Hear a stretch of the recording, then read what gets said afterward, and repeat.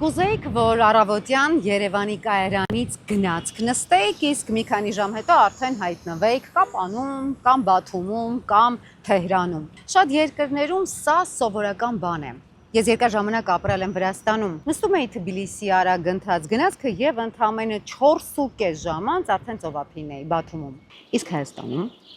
մենք նույնիսկ երկրի ներսում նորմալ երկաթուղային կապ չունենք։ Եվ սա միայն հարմարավետության մասին չէ։ Երկաթուղին երկրի արյունատարանոթն է։ Այն ամենաարդյունավետ միջոցն է մարդկանց, բեռների, տնտեսության եւ առևտրի համար։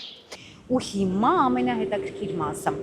Գիտեք թե ինչու են Հայաստանի երկաթուղու ռելսերը տարբերվում եվրոպականներից։ Դրանք ավելի լայն են։ Այս ստանդարտը ստեղծվել է դեռևս ցարական Ռուսաստանի ժամանակ։ Ոչ թե արագ գնացքներ ունենալու համար, այլ ռազմական նպատակով, որպեսզի եվրոպական բանակները պատերազմի դեպքում չկարողանան հեշտ օգտագործել ռուսական երկաթուղային ցանցը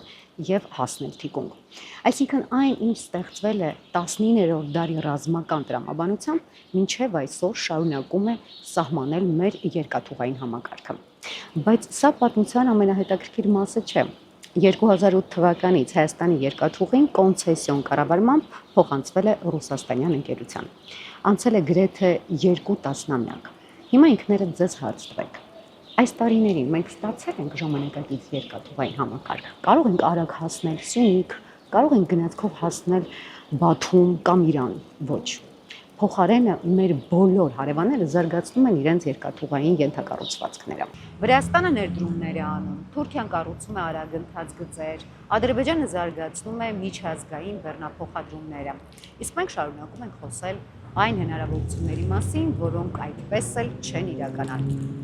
Այսօր քննարկվում է նաև TRIP նախագիծը, որի շնորհիվ Հայաստանը կարող է դառնալ Միջին Ասիան եւ Չինաստանը Եվրոպային կապող կարևոր տարանցիկ օղակ։